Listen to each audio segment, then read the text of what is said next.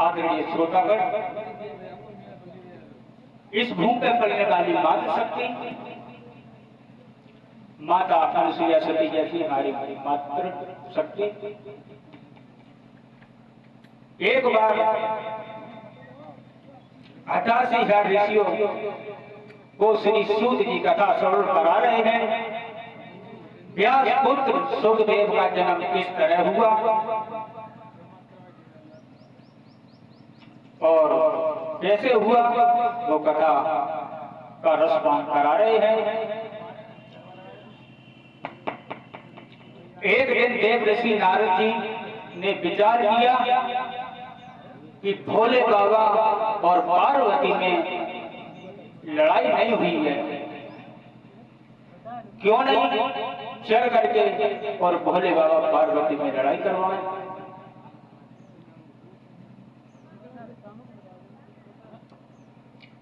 जिस समय नारद जी आगे बढ़े हैं, कुछ गुनगुनाते हुए नारायण नारायण हरि हरि कहते हुए चल देते हैं। देव ऋषि नारद ने बीड़ा हाथ में उठाया, आगे बढ़े, नारायण नारायण कहते हुए कैलाश पर्वत पर पहुंच जाते हैं। कैलाश पर्वत पर पहुंच जाते हैं। कैलाश पर्वत पर पार्वती मैया को बैठा देखा। जिस समय पार्वती मैया को बैठा देखा है, नारद कहने लगे, मैया बाबा कहाँ हैं? वो कहने लगी, बाबा है नहीं, अगर कोई काम हो तो हमें बताओ, मैं कर दूंगी। वो कहने लगे, नहीं, हमको तो सिर्फ भोले बाबा से काम है। अच्छा, हाँ। और वो कहने लगे, नहीं, बता तो दो। वो कहने लगे, अगर हम बताएंगे तुम पूछो तो सही, तब हम बताएंगे। मैंने बिने अवश्य पूछेंगे हम बात, अगर तुम्हारी कोई बात है हम भोले बाबा से अवश्य पूछेंगे। वो हमसे बहुत ज्यादा हित करते हैं, प्रेम करते हैं। वो कहने लगे, नारद अगर तुमसे प्रेम करते तो तुमको किसी दिन भोले बाबा ने एक बात बताई है। कौन सी? जो तुम्हारे गले में गुंडोकी वाला वो अपने डाले हैं, वो किसकी है? जिस समय तेरी बात सुनी, पार्वती मैया बोली, हमको तो वो बात नहीं बताई।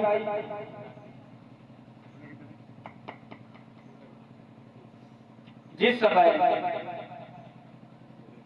पार्वती मैया बहुत दुखी हो गई, कहने लगी, हमको ये बात नहीं बताई है। वो कहने लगे हैं, पार्वती मैया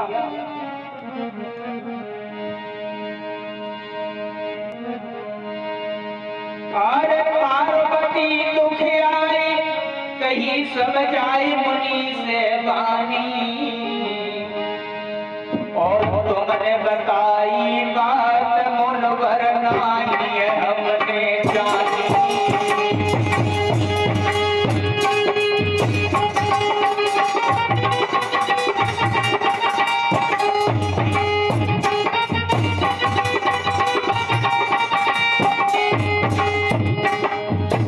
पार्वती मैया कहने लगी, नारद जो तुम बता रहे हो अभी तक हमसे भोले बाबा ने बताया नहीं है। अरे पार्वती दुखियारी कहिए समझाई मुनि से पानी, मुनि से पानी, और तुमने बताई बात मुनवर नानी हमने जानी।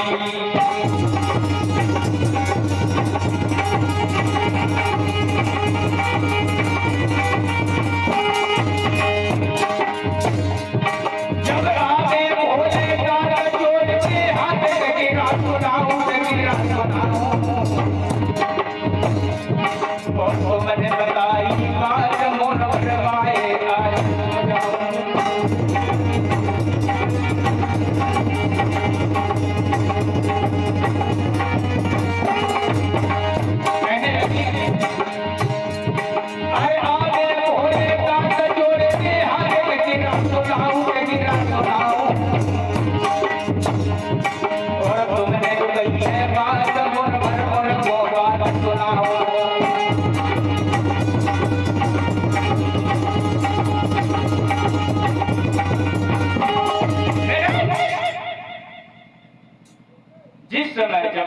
मुनव्वर, जो बात तुमने हमें बताई है आज तक भोले बाबा ने हमें कभी नहीं बताई।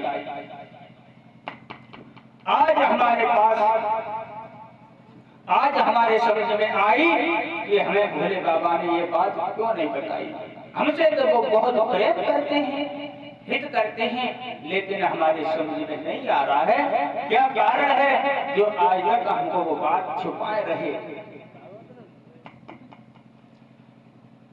जिस समय पार्वती मैया कहने लगी तो तुम जाओ, जब भोले बाबा आएंगे तब ये बात अवश्य पूछेंगे।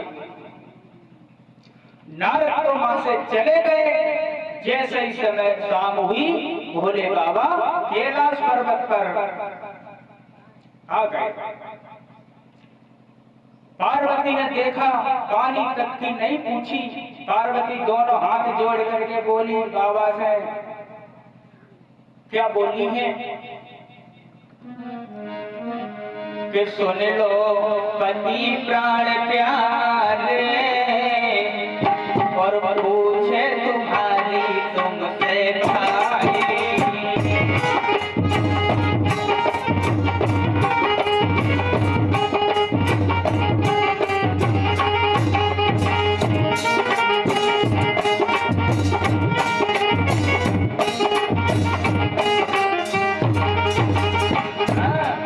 अरे हाथ जोड़ के पार्वती ने शिव से गिरा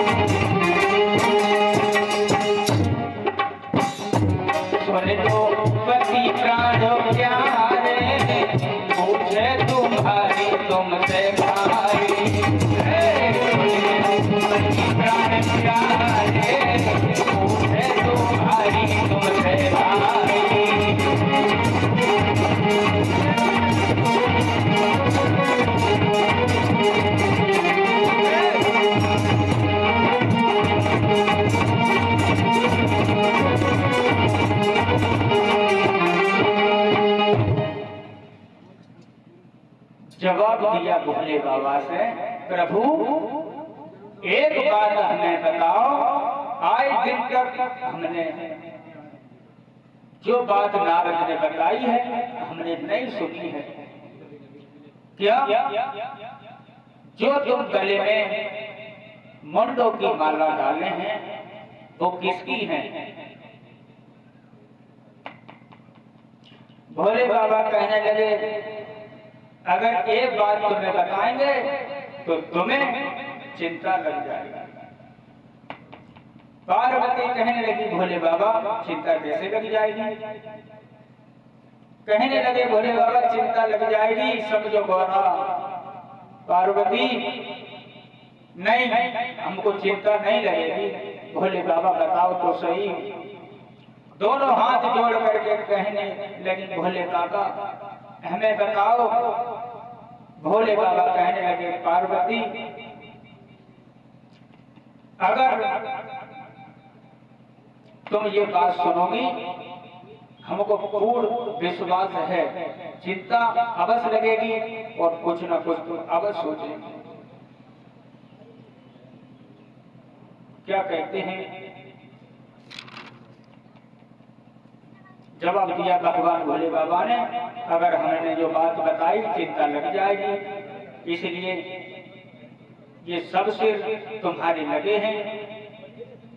इतने बार तुम्हारा मरण हुआ है तभी तभी हमने तुम्हारे शीश काटा है, माला में लगाया है। भोले बाबा की ये बात सुनी पार्वती मैया कहने लगी भोले बाबा जब हमें इतने बार मारे गए तो ये बहुत आने मरे हैं। भोले बाबा ने कहा हम तो अमर हूं। पार्वती मैया कहने लगी तो हमें भी अमर बना लो। वो कहने लगे ऐसे अमर थोड़ बन जाओगे, मैंने तो अमरनाथ की अमर कथा सुनी है। तो भोले बाबा हमको भी कथा सुना दो। जिस समय पार्वती मैया को लेकर के अमर कथा सुनाने के लिए चल देते हैं।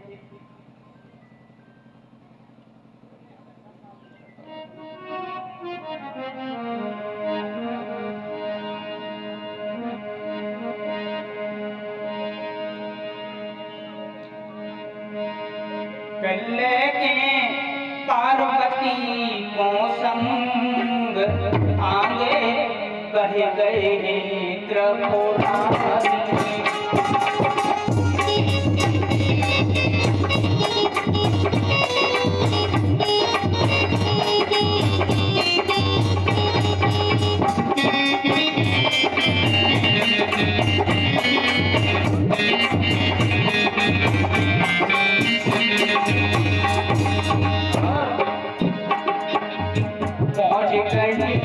जंगल में जाई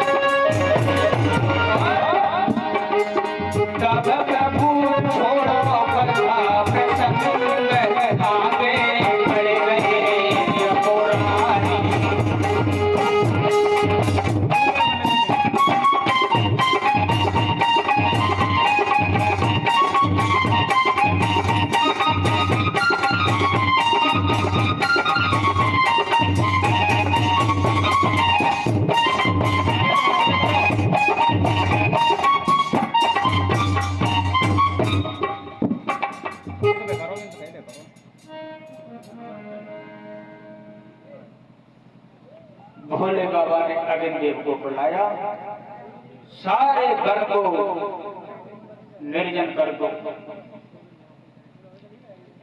अग्नि देव ने ऐसी बात सुनी, सारे वन को निर्जन कर दिया। जितने भी जीवधारी हैं सबको जीवधारी को मार मार करके निकालने लगे, सारे वन को निर्जन कर दिया। प्रभु की लीला ऐसी थी, एक तोती का अंडा रह गया। भगवान भोले बाबा ने नहीं जान पाया, अमरनाथ की कथा सुनाने लगे। भगवान की कैसी लीला थी, उसी अंडा से तोती का बच्चा प्रकट हुआ। भगवान भोले बाबा इधर कथा सुना रहे हैं, पार्वती को अमरनाथ की अमर कथा सुनाने लगे। उत्तराखंड में लगा करके आसन भोले बाबा कथा श्रवण करा रहे हैं। भगवान भोले बाबा उत्तराखंड में जब सुनाते हैं कथा, लेकिन धीरे धीरे रात्रि का समय बीता, पार्वती मैया सो जाती हैं और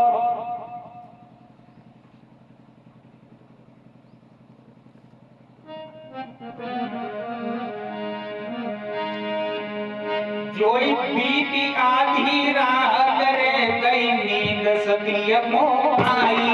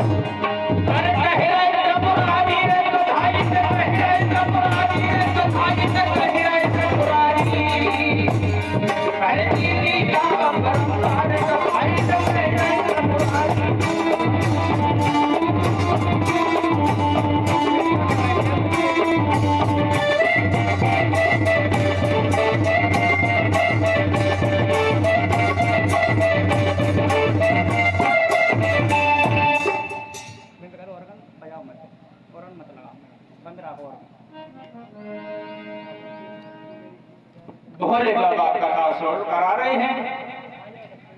पार्वती को नींद आ गई और सो गई। जब पार्वती मैया सो गई, पार्वती मैया के बदले में वो तोती का बच्चा हुंकारा लगाने लगा। भोले बाबा कथा श्रवण करा रहे हैं। जब कथा बंद की, आवाज लगाई, पार्वती अब तो अमर हो गई, अब चलो कैलाश के लिए। लेकिन पार्वती ने नहीं सुना। भोले बाबा ने फिर बोले, पार्वती अब तो अमर हो गई, चलो कैलाश पर। पार्वती मैया जगी, कहने लगी, भोले बाबा हमने कथा सुनी नहीं तो अमर हम कैसे हो गए? सोचने लगे तो कथा किसी और ने सुनी है। जिस समय भोले बाबा ने क्रोध किया, कौन है जिसने कथा सुनी है? भोले बाबा ने जब क्रोध किया है, वो तोते का बच्चा खोख से निकल के भागा।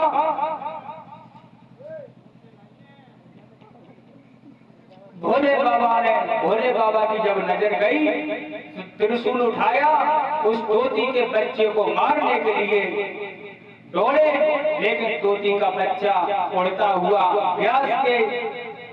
व्यास के आश्रम पर पहुंचा। लेकिन क्या हुआ, व्यास की पत्नी छत पर केस सुखा रही थी। अरुणी को अचानक जमाई आई है। तोती के बच्चे ने छोटा सा रूप धारण किया और अरुणी के उधर में चला गया। भोले बाबा पहुंच गए व्यास के दरवाजे पर। व्यास दरवाजे पर ही बैठे थे। भोले बाबा बोले, व्यास तुम्हारे घर में मेरा चोर छुपा है। व्यास जी कहने लगे, हमारे घर में तुम्हारा चोर छुपा है? मैं तो दरवाजे पर हूं, लेकिन कौन चोर बोल गया? तब तक अरुणी आ जाती है। अरुणी ने सारी बात बताई है। भोले बाबा कहने लगे, कोई मेरा चोर है। व्यास कहने लगे, तुम मेरी पत्नी को मार दो और तुम्हारा चोर भी मर जाएगा। भोले बाबा कहने लगे, हम तुम्हारी पत्नी को नहीं मार सकते हैं, क्योंकि तुम्हारी पत्नी का कोई दोष नहीं है।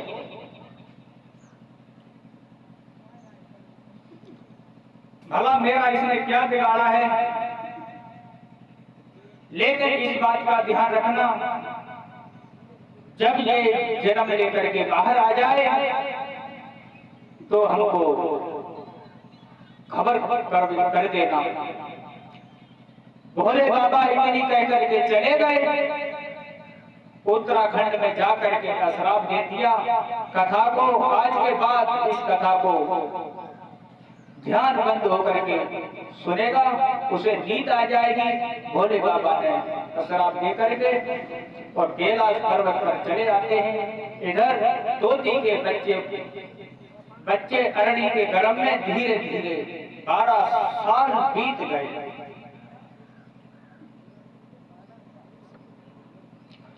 12 साल बीत गए।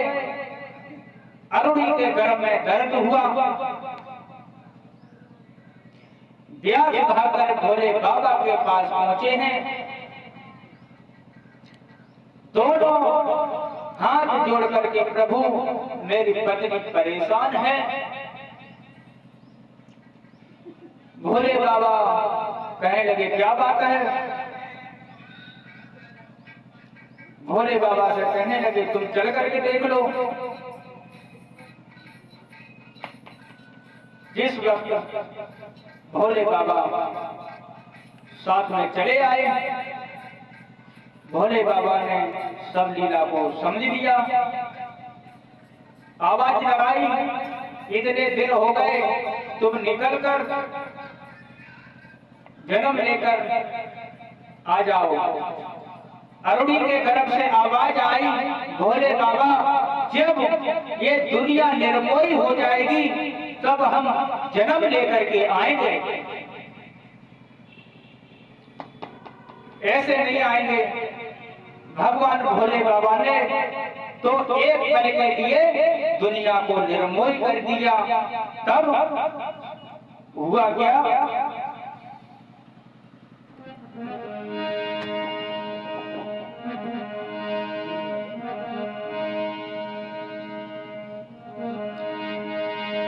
तो जन्म लयो सुखी देवनी नारद पेटे नंग,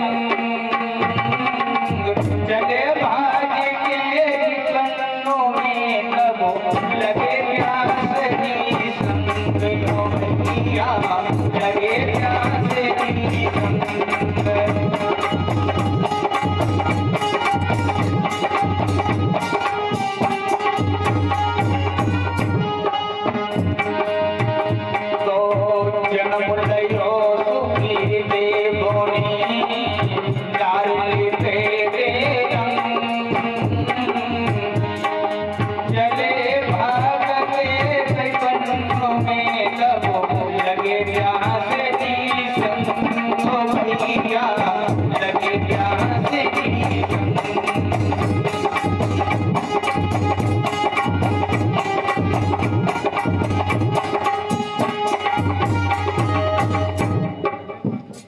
जिस समय सुखदेव ने जन्म लिया तन को चल दिए। व्यास जी पीछे पीछे चलने लगे, कहने लगे बेटा रुक जाओ, बेटा रुक जाओ। जो व्यास की ऐसी बात सुनी वो कहने लगे कौन किसका बेटा और कौन किसका पिता है?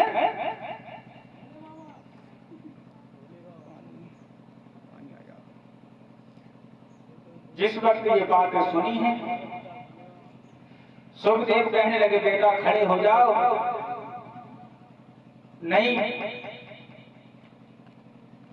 वो कहने लगे सुखदेव मैंने इस दुनिया को निर्भय होते हुए देखा है, नहीं तो कोई पिता है ना कोई पुत्र है।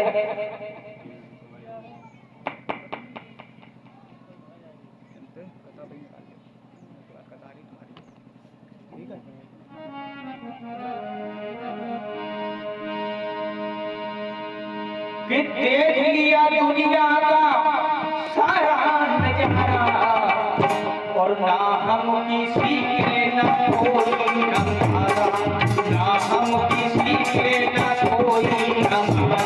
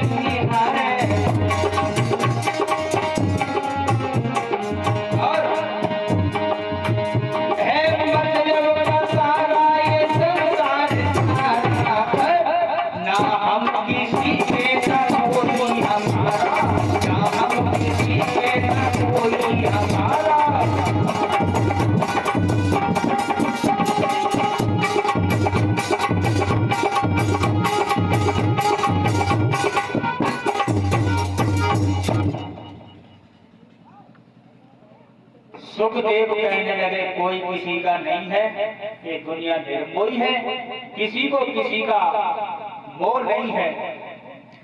पैदा होते ही जंगल की ओर भाग गए। व्यास जी खड़े रह गए। जब सुखदेव जंगल में पहुंचे हैं, जब जंगल में जाकर के उन्होंने घनघोर तपस्या की और देवराज इंद्र भयभीत हो गया। मन में सोचने लगा सुखदेव तपस्या कर रहे हैं, अगर करने के बाद तो हमारा इंद्रासन नहीं चला जाएगा। लेकिन इंद्र ने रंभा नाम की अप्सरा को भेज दिया। वो रंभा 16 श्रृंगार करने के बाद सुखदेव को जगाने के लिए चली। इधर सुखदेव जो थे संध्या के समय कुटिया पर लेटे हुए हैं, किवाड़ बंद है। वो रंभा 16 श्रृंगार करने के बाद कुटिया पर पहुंच गई। सुखदेव कहने लगे तुम हमारी धर्म को नष्ट करना चाहते हो, हम तुमको श्राप दे देंगे। रंभा लौट करके इंद्र के पास आ जाती है और सुखदेव उस जंगल में घनघोर तपस्या की। मेरे भागवत प्रेमियों, इस तरह से सुखदेव का जन्म हुआ। बोलिए सुखदेव महाराज की जय। इसी के बीच में एक भजन, उसके बाद आशा किशोरी के मुखारबिंद से कथा श्रवण करेंगे।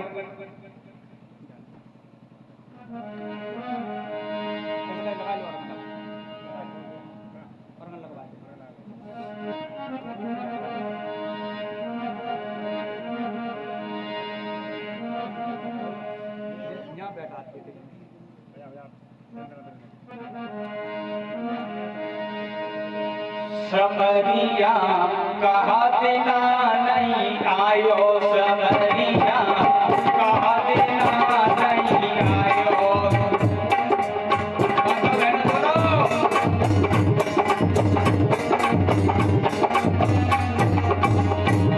समरिया कहा देना नहीं आयो, समरिया कहा देना नहीं आयो।